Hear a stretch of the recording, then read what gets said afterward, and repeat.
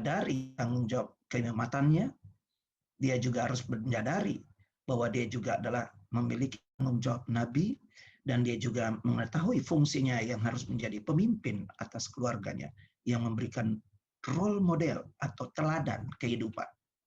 Maka ketika ayat ini saya baca dan saya renungkan, saya jadi mengerti ketika satu saat mendengarkan khotbah seorang pendeta. Dia berkata begini, kiamat itu ada dua. Saya agak bingung maksud dia bicara tentang kiamat itu ada dua. Dia berkata kiamat besar itu bicara tentang waktu kedatangan Tuhan, di mana sesuatunya sudah selesai, the end. Bagaimana gereja Tuhan yang sempurna sudah ada bersama dengan Tuhan pada saat itu. Lalu dia berkata ada kiamat kecil. Saya ingin mengerti dan ingin apa maksud dia dengan kiamat kecil. Kiamat kecil itu. Ternyata kiamat kecil itu berbicara tentang kematian seorang, waktu di mana hidupnya di muka bumi ini berakhir. Dengan demikian selesai sudah. Sudah selesai waktunya dan dia harus menghadap Tuhannya. Saya teringat pada peristiwa setelah COVID sejak tahun kemarin sampai hari ini. Secara jujur saya mau katakan di tahun ini begitu banyak rekan-rekan kami, khususnya kami secara pribadi dalam kehidupan pelayanan dan keluarga serta rekan-rekan hamba-hamba Tuhan, yang justru di tahun ini sejak akhir Desember dan awal mengalami banyak hal di mana mereka mengalami kesudahan dalam hidup mereka. Tadi malam saya sempat singgung saudara sepupu saya, kakak sepupu saya yang dipanggil dikarenakan COVID. Bersyukur bahwa di situasi itu dia termasuk menjadi pria yang siap. Karena membuktikan tadi malam saya saksikan bagaimana karakter itu untuk dalam hidupnya. Dan dia memang membuktikan kehidupan yang akhirnya sampai hari ini ketika jumpa dengan orang yang mengenalnya, orang cuma bisa berkata begitu menyebutnya namanya Epe, orang bisa mengingat apa yang menjadi perbuatan-perbuatan kebaikannya. Hidup yang penuh dengan belas kasihan, kesabaran, yang penuh senyum, yang hanya penuh dengan tawa dan canda. Walaupun ada pergumulan, walaupun banyak persoalan. Nah, saya mau berkata begini, pria, kita harus menyadari ketika kita hidup di dalam masa-masa yang sukar sulit ini, di tengah-tengah situasi yang makin tidak menentu, ekonomi terpuruk karena situasi akibat COVID. Sekali lagi, pria, kita seringkali tidak mampu mengatasi apa yang sedang kita hadapi hari-hari ini. Kita sulit untuk bisa bicara menjadi tenang, kita sulit untuk kita bisa menguasai diri, kita sulit untuk bisa berdoa. Karena apa? Kita mengalami banyak pergumulan, tantangan. Tapi satu yang saya tahu, bagaimana supaya kita menjadi siap? Dari pembacaan ayat firman Allah ini saya menemukan begini. Pria yang siap adalah pria yang mampu menguasai dirinya. Pertanyaannya, pria yang menguasai dirinya itu bagaimana caranya? Pria itu selalu dikuasai dengan pikirannya. Segala sesuatunya dia lakukan itu karena dia berpikir, karena dia dari pikirannya itulah timbul semua yang dia ingin lakukan dan dia ingin kerjakan. Pria berjalan sesuai dengan apa yang ada di pikirannya. Pria cenderung melakukan apa yang ada di pikirannya. Jarang sekali seorang pria mau mengikuti apa kata hatinya. Tapi dia lebih pentingkan apa yang ada di pikirannya. Perasaannya dia seringkali agak terlambat diikutkan. Makanya tidak heran kalau kita ribut sedikit konflik dengan istri pasangan kita. Kalau kita hanya dari persoalan yang seperti ini. Kita bicara mengenai pikiran kita. Kita mengungkapkan kalau saya pikir kita harusnya begini. Istri kita menjawab, enggak Pak, kayaknya perasaan saya berkata kayak gini-gini. Enggak, pikiranku itu bilang begini. Yang saya maksud itu begini. Tapi istri kita bilang, enggak Pak, jangan, perasaanku enggak bicara begitu. Kita ribut dengan hal-hal yang seperti itu. Ini keseharian kita. Itu sebabnya kenapa kita penting untuk menguasai diri kita di tengah-tengah kesudahan itu akan datang. Tidak ada yang tahu. Makanya kita harus selalu siap. Tidak ada yang tahu kesudahan itu kapan tiba. Dan saya percaya orang yang menyadari itu, dia selalu siapkan dirinya. Sebab itu pria harus bisa menguasai pikirannya dengan baik. Pertanyaannya lagi kembali, bagaimana pria siap hadapi kesudahan itu? Kuasailah pikiran kita.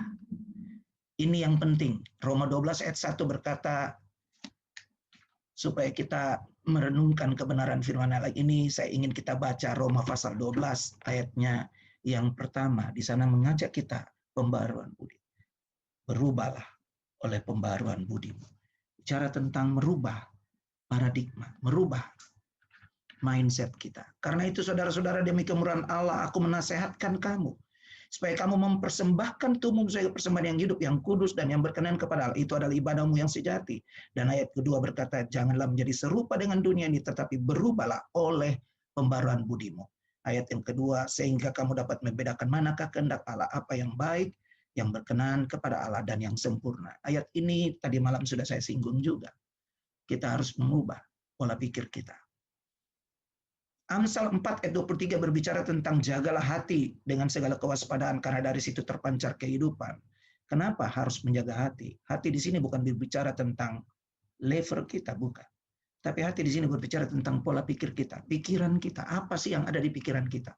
Apa yang menguasai pikiran kita? Saya ingin berkata begini, hari-hari ini yang ada di benak pikiran banyak orang, khususnya para pria, adalah bagaimana dia bisa menghidupi keluarga di tengah-tengah kesukaran, kesulitan yang sedang dia hadapi akibat COVID dan sebagainya. Ini berbicara tentang waktu yang sudah dekat dengan apa yang menjadi kesudahan itu. Saya ingin lanjut dengan bagaimana kita menguasai pikiran.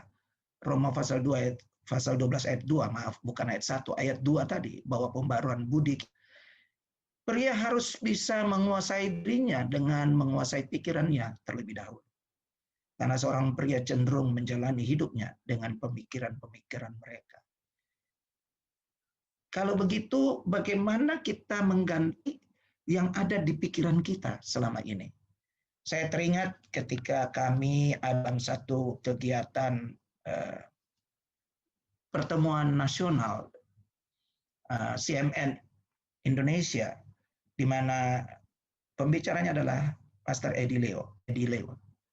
Dia mengungkapkan satu kebenaran yang luar biasa. Saya mendapat pencerahan di sana mengenai apa yang ada di alam bawah sadar kita, pola pikir kita yang ini menguasai kita. Dan ternyata 90% alam bawah sadar kita lah yang mengendalikan hidup kita. Pertanyaannya, apa yang tersimpan di alam bawah sadar itu? Ketika Pak Edi mengungkapkan tentang benih yang ditaburkan, ada yang jatuh di tanah hati, di pinggir jalan, di berbatu, di semak duri, di tanah hati yang baik. Lalu kenapa itu tidak bertumbuh? Kenapa itu dia ungkapkan dan menceritakan. Saya mendapat berkat dengan apa yang disampaikan Pak Edi pada waktu itu. Bahwa ternyata pria, kita seringkali sudah menemukan pikiran-pikiran kita di alam bawah sadar kita yang tersimpan itu lama. Kita sudah dengar firman, kita sudah dengar kebenaran, kita sudah tahu kebenaran tentang rockman, pria. Kita sudah terima kebenaran tentang maximize manhood. Tapi kenapa kita jatuh bangun terus? Kenapa kita bolak-balik ke perkara-perkara itu? Karena pikiran budi, pembaruan budi itu belum terjadi. Kita belum melepaskan semua yang pernah ada di alam bawah sadar itu. Yang menguasai pikiran kita sebenarnya. Kenapa pria masih suka dengan hal-hal yang mendatangkan dosa atas hidupnya? Saya mau berkata begini, Bapak. Pagi ini dengan seorang pria menguasai, menjaga matanya. Bagaimana pria menguasai pikirannya adalah dengan cara mata kita. Mata jendela hati, kata firman Allah. Daud pemazmur pernah berkata dalam Mazmurnya 101 ayat 3, tiada ku taruh di depan mataku perkara dusila, perbuatan murtad aku benci, itu takkan melekat padaku, kata Daud. Kalau Daud komitmen yang kuat, kalau saudara baca 101 ini dari ayat 1 terus seterusnya sampai ayat 11, saudara akan temukan bagaimana Daud menghindarkan kehidupan yang membuat dia bisa tercemar, Dia bisa jatuh dari dosa perzinahan, dosa percabulan, tapi dia mampu menjaga itu semua karena dia punya komitmen. Dia akan tidak kutaruh di depan mataku perkara-perkara dursila. Perbuatan murtad aku benci. Saudara, saya ingin kita baca, saya ingin kalau begitu kita baca saja. Saudara di rumah, saudara boleh lihat di Alkitab saudara Mazmur 101. Mazmur pasalnya yang ke-101 saya ingin bacakan saja. Ada 8 ayat. Di sana dikatakan ayat yang kedua saya mulai, hendak memperhatikan hidup yang tidak bercela. Bila engkau datang kepadaku, aku hendak hidup dalam ketulusan hatiku di dalam rumahku. Dan orang yang berkarakter luar biasa. Tiada ku taruh di depan mataku perkara dursila. Dan murtad aku benci. Itu takkan melekat padaku. Hati yang bengkok akan menjauh daripadaku. Kejahatan aku tidak mau tahu. Orang yang sembunyi-sembunyi mengumpat temannya, dia akan kubinasakan. Orang yang sombong dan tinggi hati aku suka. Mataku tertuju kepada orang-orang yang setiawan di negeri, supaya mereka diam bersama-sama denganku. Orang yang hidup dengan cara yang tak cela akan melayani aku. Orang yang melakukan tipu daya tidak akan diam di dalam rumahku. Orang yang berbicara dusta tidak akan tegak di depan mataku. Saudara, ternyata seorang Daud, raja yang luar biasa ini, dia memiliki karakter yang luar biasa. Dia mampu menguasai pikirannya, dia mengerti matanya, dia tidak mau taruh hal-hal yang enggak. Karena dari matalah kita mendatangkan sesuatu kepada pikiran kita. Apa yang kita lihat, kekuatan pria ada pada matanya. Dan wanita juga kalau melihat sesuatu juga cepat. Dari sanalah pikiran kita menyimpan apa yang kita dapat di sekeliling kita, apa yang kita perhatikan dan kita lihat. Maka saya mau berkata, pria, untuk engkau bisa siap menghadapi segala kesudahan itu yang tidak lama. Kalau menurut firman Allah kita percaya, kita nggak bisa menentukan kapan dia datang, tetapi bahwa urusan secara pribadi kita dengan Tuhan, kita selalu standby dan siap. Kita harus bisa menjaga mata kita. Kiranya mata kita selalu hanya tertuju kepada Tuhan. Menjadi pertanyaan, sebenarnya apa sih yang selama ini menjadi tontonan kita di gadget kita? Seringkali saya pernah berjumpa, bahkan ketika saya duduk mendengarkan satu kebenaran di dalam satu camp, Maximize Manhood, seorang hamba Tuhan yang cukup dikenal, bahkan sering melakukan pelayanan. Tapi ketika di tempat itu, dia boleh disadarkan, karena selama ini yang menjadi tontonannya di gadgetnya adalah perkara-perkara dursila. Mari pria-pria, pagi ini kita bersihkan mata kita. Biarlah mata kita hanya tertuju kepada Tuhan dan firman-Nya. Lukas 11 ayat 34 berkata, matamu adalah pelita tubuhmu. Jika matamu baik, teranglah seluruh tubuhmu. Tetapi jika matamu jahat, gelaplah tubuhmu. Pandangan kita terhadap apa yang sedang terjadi di sekitar kita hari-hari ini akan mempengaruhi bagaimana kita menguasai pikiran kita. Bagaimana kita menguasai diri kita. Bicara menguasai diri adalah orang yang bisa menguasai pikirannya. Bicara orang menguasai pikirannya adalah orang yang mampu menguasai matanya. Boleh saja kita lihat segala sesuatu, tapi pikiran kita sudah dikuasai oleh kebenaran firman Allah. Karena yang selalu ada di pikiran kita, seperti yang tadi malam saya katakan Filipi 4 ayat 8, semua yang mulia, semua yang baik, semua yang benar, semua yang selap, itu yang selalu ada di pikiran kita. 1 Yohanes 2 ayat 16 berkata, sebab semua yang ada dalam dunia, yaitu keinginan daging dan keinginan mata, serta gangguan hidup, bukanlah berasal dari Allah. Bukan berasal dari Bapa. Jadi kita sudah sangat mengerti. Saya mau berkata, mari kita mengerti bahwa kita harus bisa menguasai pikiran kita untuk menghadapi kesudahan itu tiba bagi kita. Makanya kenapa judul sesi ini bicara tentang pria, bersiaplah. Orang yang menguasai pikirannya selalu akan merenungkan firman. Yang ada di benak pikirannya adalah firman Allah. Tetap yang kesukaannya ialah Taurat Tuhan. Mazmur pasal 1 ayat 2. Dia menggantikan, kalau Mazmur pasal 1 ayat 1 menyatakan, tadinya dia duduk berhimpun bersama, duduk ngobrol, nongkrong dengan yang seperti itu, mungkin sebelum dia lahir baru, hidupnya seperti itu. Itu sudah ada di alam bawah sadarnya. Suka yang namanya mabuk, suka yang namanya pornografi dan segala macamnya. Itu ada di alam bawah sadarnya. Pemicunya bisa datang ketika datang tekanan, ada persoalan, ada masalah. Terlebih di situasi seperti ini. Lebih banyak waktu dalam kesendirian karena tidak tahu mau buat apa lagi. Tidak keluar-keluar rumah, tinggal di dalam rumah, terus-terus berhadapan, cuma baku lia-lia saja. Tidak tahu mau jadi apa. Seringkali jadi ribut dengan istri, hanya karena selalu cuma boleh, kau bikin apa di rumah? Lebih baik kau kerja sebenarnya. Itu selalu menjadi masalah. Tetapi kalau orang itu selalu kesukaannya di tengah-tengah sendiri tinggal di rumah, lebih banyak baca firman. Jangan yang lain.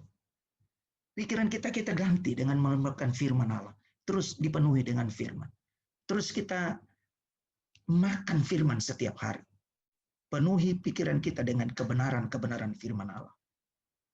Dari pagi, kalau acara seperti yang Pak Edi Leo sedang lakukan lewat Zoom, ternyata ini mendatangkan keuntungan. Orang makin banyak suka ikut kegiatan lewat Zoom, karena dari mana saja, walaupun di kamar, di tempat tidur, di mana saja, dia bisa ngikutin. Tapi yang membahayakan adalah ketika dia cuma di rumah sendiri dan ikut-ikut semua kegiatan ini. Tapi setelah kegiatan itu, apa yang menjadi aktivitasnya? Itu persoalan. Dengan seorang pria yang menguasai pikirannya selalu merenungkan firman Tuhan, maka dia tahu bagaimana Yesus dalam Matius pasal 4 ayat 1 sampai 11 kita tahu ketika dia dicobai setelah dia berpuasa ada di padang gurun. 3 kali pencobaan itu dihadapi dengan firman Allah dan selalu menang. Itu teladan, itu contoh bagi kita untuk bagaimana kita menguasai pikiran kita ketika datang godaan-godaan iblis. Kalau di bagian lain firman Allah, ingat, iblis itu seperti singa yang mengaum dan siap menerkam. Maka apapun yang dia boleh pakai lewat mata kita melihat, kalau kita punya firman, kalau kita punya kebenaran dalam hidup kita, yang menguasai pikiran kita, maka percayalah, kita siap. Kita mampu menguasai dan mengendalikan pikiran kita. Saya percaya selama pikiran kita dikuasai dengan firman Allah, yang menjadi perenungan kita selalu adalah firman Tuhan. Ketika kita membaca firman dan kita mulai mengimajinasikan firman itu dalam pikiran kita, kita mulai menyelami kita ada di dalam kebenaran itu sendiri. Dan itu terus menjadi perenungan sepanjang hari. Dari pagi sampai malam kita terus ada dalam kebenaran firman. Maka kita akan berkemenangan dapat menguasai diri kita. Filipi 4 ayat 8 berkata, jadi akhirnya saudara-saudara semua yang benar, tadi saya singgung, semua yang mulia, semua yang adil, semua yang suci, semua yang manis, semua yang sedap didengar, semua yang disebut kebajikan dan patut dipuji, pikirkanlah semuanya itu. Ini yang mesti menjadi bagian pikiran kita, ini yang selalu harus ada di pikiran kita, seperti tadi malam di ayat Filipi ayat 5, pikiran Kristus dan peran Kristus ada di pikiran kita. Kita sudah tahu bagaimana menjadi pria yang kuat. Begitu jelas Pastor Rubin menyampaikan kepada kita semua bagaimana kita menjadi pria yang kuat. Tapi bagaimana bisa menjadi kuat dengan apa yang sudah disampaikan kemarin? Kalau kita punya pikiran, kita belum bisa kendalikan. Kalau pikiran kita masih dikuasai dengan semua yang menjadi alam bawah sadar kita yang tersimpan di sana. Pria yang mampu menguasai dirinya adalah pria yang menguasai pikirannya, dengan menguasai keinginan-keinginan matanya, maka dia boleh menjadi pria yang memiliki penguasaan diri. Hasil dari penguasaan diri adalah hidup yang dipimpin Roh Kudus, bukan menurut keinginan daging lagi. Saya tidak akan membaca ayat-ayat firman Allah ini, saudara boleh catat saja, mungkin nanti materi ini pun boleh dibagikan. Tetapi saya mau berkata, orang yang mau beri diri dipimpin oleh Roh Kudus, pasti keinginan matanya tidak lagi kepada perkara-perkara dursila. Sebagaimana Daud begitu tegas dalam kebenaran firman Allah Mazmur 101 tadi. dia tidak mau menaruh di depannya. Itu bukan di luar, tapi di dalam rumah. Sekali lagi, itu semua harus terjadi dimulai dari dalam rumah kita. Bukan apa yang dilihat di luar. Maka kehidupan yang dipimpin oleh Roh Kudus, pria yang mau menguasai pikirnya, pria yang mau menguasai dirinya, dia harus beri diri dengan rela, dikuasai, dipimpin, dikendalikan oleh Roh Kudus. Karena salah satu dari buah roh adalah penguasaan diri. Bukan soal kita punya karunia-karunia, tapi lebih dari sekedar karunia-karunia. Tadi malam kita bicara tentang karakter. Seharusnya itulah yang akan nampak menjadi kesaksian bagi orang-orang di sekitar kita. Bukan kebetulan saya ada dalam pelayanan di daerah. Kalau saudara tahu, saya teringat saya punya tempat pelayanan sekarang. Saya berbangga betapa Tuhan mengangkat saya luar biasa. Hari ini, kalau saya berdiri dan berbicara di hadapan bapak-bapak sekalian, di hadapan para mentor-mentor pria yang luar biasa, Pak Yonatan Pacasina, Pak Rubinong, terlebih Pak Edi Leo, pendiri CMN untuk Indonesia. Saya bisa berbicara di hadapan bapak-bapak sekalian yang kalau mau dibilang saya dari pelayanan yang sebenarnya tidak besar-besar amat, tapi saya tahu yang bersama dengan saya yang luar biasa. Saya tahu yang ada di dalam saya yang mempercayai saya untuk menyampaikan apa yang menjadi isi hati Tuhan pada pagi ini. Untuk mengingatkan kita kembali sebagai seorang pria. Pria yang bisa menguasai dirinya adalah pria yang menguasai pikirannya. Dan pria yang mau menguasai pikirannya harus mampu menguasai matanya melihat sesuatu. Jangan terus menaruh dalam mata kita apa yang menjadikan dosa atas hidup kita. Saya mau berkata sekali lagi, ketika kita menyadari kita di dalam Tuhan, kita sudah tahu kenapa pikiran harus dikuasai. Hal kedua, bagaimana pria siap menghadapi kesudahan itu. Dia bisa menjadi tenang, harus menjadi tenang. 1 Petrus pasal 4 ayat 7 tadi, kita sudah baca tadi, sebagai ayat pokok pembahasan kita. Karena itu, jadilah tenang. Bagaimana bisa tenang? Karena dia sudah bisa menguasai dirinya. Seorang yang tidak bisa menguasai diri, tidak mungkin bisa tenang. Di situasi apapun, di keadaan seperti apapun, ketika seorang pria bisa menguasai pikirannya, maka di situasi terberat dan tersulit sekalipun, dia pasti bisa tenang di sana. Tekanan seperti apapun, persoalan seperti apapun, saya mau berkata para pria hari-hari ini ketika engkau ada dalam tekanan sekalipun, dalam himpitan yang begitu sulit karena keadaan ekonomi, karena keadaan keluarga, karena mungkin keluarga, ketakutan, kecemasan yang timbul akibat COVID dan sebagainya, membuat engkau tidak mampu menjadi tenang. Pikiranmu kacau. Mari. Dengan judul tema ini, bersiaplah pria. Karena kesudahan itu sewaktu-waktu, kapanpun, kita tahu kita di dalam Kristus. Kita punya kekuatan di dalam Dia. Kita sudah pasti menikmati keselamatan di dalam Dia.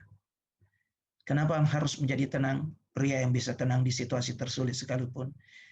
Gambar yang saudara lihat di depan tadi, bagaimana Petrus di tengah badai sebenarnya. Ketika ombak sedang begitu tinggi, Tuhan panggil dia, mari jalan bersama dengan aku. Dia bisa berjalan. Tenang dia. Dia tidak takut. Tapi ketika matanya tertuju kepada ombak itu, dari ketenangan itu hilanglah rasa tenang itu, malah kekhawatiran yang menguasai hatinya. Kekhawatiran yang menguasai pikirannya. Sehingga dia berteriak, Yesus tolong. Untung di situ ada Yesus. Seandainya tidak, saya percaya itu tidak mungkin terjadi. Tapi karena Yesus ada di situ, ada mujizat, ada kuasa, ada kemenangan, ada pertolongan, ada pembelaan. Pria yang bisa tenang adalah pria yang sadar dia dengan siapa. pria yang menyadari siapa dia yang ada di dalamnya. Pria yang bisa tenang adalah pria yang menyadari Kristus yang luar biasa itu ada dalam hidupnya. Sehingga dia percaya bahwa apa yang Yesus sanggup lakukan dalam kesanggupannya yang luar biasa itu pun bisa menjadi miliknya. Maka dia akan bisa juga melewati kesukaran, kesulitan. Saya ingin membaca Matius pasal 14 ayatnya yang ke-27. Tetapi segera Yesus berkata kepada mereka, tenanglah, aku ini, jangan takut. Kalau engkau sadar bahwa ada Yesus dalam hidupmu, kau pasti bisa tenang.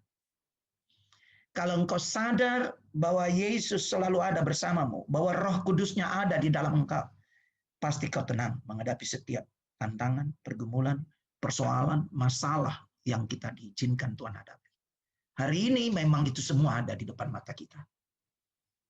Semua itu terjadi. Mau pendeta besar, pendeta kecil.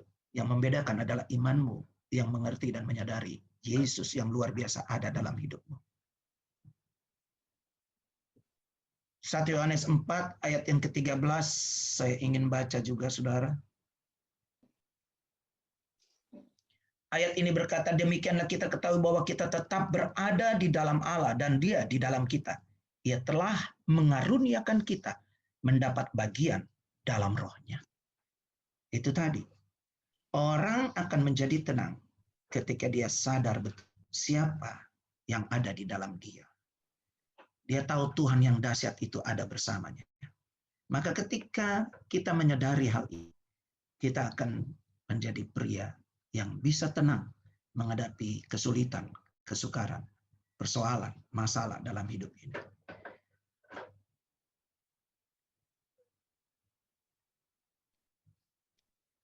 Mazmur 62 ayat yang kedua, Pemazmur berkata, hanya dekat Allah saja aku menjadi tenang, karena daripadanya lah keselamatanku. Ayat ini seringkali menjadi ayat hafalan. Tapi pada prakteknya, tidak banyak pria bisa menjadi tenang. Padahal kehidupannya selalu tahu doa, tahu baca firman, tapi dia nggak bisa tenang. Dia hanya berkamuflase di muka orang lain bisa tertawa tersenyum, tapi di depan istri dan anak-anak, wah seringkali menjadi persoalan karena dia tidak mampu tenang menghadapi masalah yang dihadapi. Apalagi ancaman PHK, kerugian yang luar biasa. Tapi mari sadari siapa Tuhan yang ada di dalam kita. Kita tahu kita bersama dengan Dia. Kita tahu bahwa Dia tidak pernah meninggalkan kita. Bagaimana agar kita menjadi tenang? Dua hal ini penting dan harus diperhatikan dalam hidup kita. Sadari siapa kita di dalam Yesus. Yang kedua, teruslah hidup dengan firman Tuhan. Jadilah pelaku firman dalam hidup kita.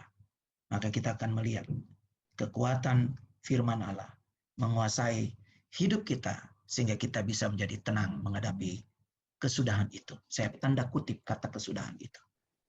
Sekali lagi, bagaimana kita siap menghadapi kesudahan hal ketiga. Di ayat 1 Petrus 4 ayat 7 bicara tentang supaya bisa berdoa. Kata bisa berdoa, seharusnya kita menyadari pria yang bisa menghadapi kesudahan itu yang siap. Pria yang siap adalah pria yang senantiasa tahu hidupnya berdoa. Nafas hidup menjadi bagian hidupnya di dalam doa. Dia tahu mendekatkan hidupnya dengan doa di hadapan Tuhan. Kalau hari-hari ini engkau sudah mulai kendur dengan doa, mari mesbah doa itu kembali. Saya menikmati betul tim worship dari GB Rock Makassar. Sangat saya menikmati hadirat Tuhan di tempat saya ini. Saya menikmati apa luar biasa Tuhan yang ada bersama dengan kita. Mari bangun doa. Kehidupan doa yang terus menjadi bagian kehidupan kita. Yesus adalah teladan berdoa. Dia mengajarkan kita bagaimana doa Bapa kami itu. Kalau doa adalah sebagai nafas hidup kita sebagai orang percaya. Maka ketika kita mengerti pentingnya doa dalam hidup kita, tidak ada cara lain untuk datang mendekatkan dan intim dengan Tuhan adalah ketika kehidupan doa. Saya mau berkata, orang doa adalah orang yang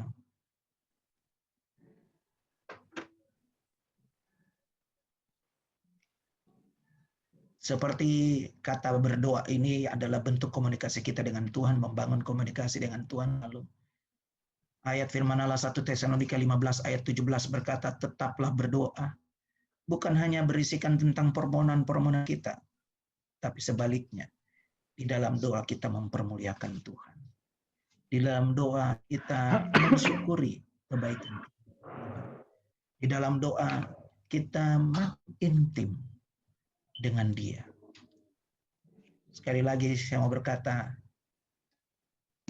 orang yang siap, karena ketika tiba waktunya, tiba kesudahannya, kita didapati pria-pria yang siap, karena bisa tenang, bisa menguasai diri, bisa berdoa terus.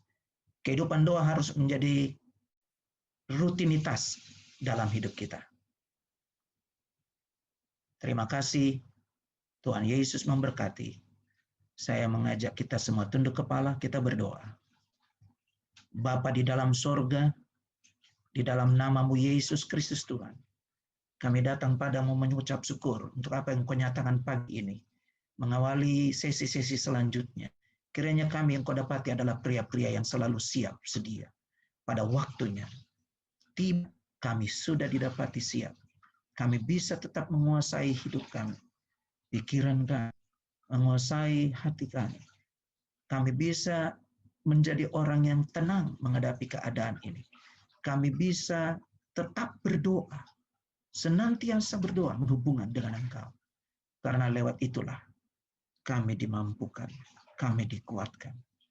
Kami bisa menjalani kehidupan sebagai yang selalu siap menghadapi apapun di hadapan kami. Terpujilah nama-Mu, di dalam nama Tuhan Yesus Kristus kami berdoa dan mengucap syukur untuk apa yang Kau nyatakan bagi kami. Haleluya. Amin.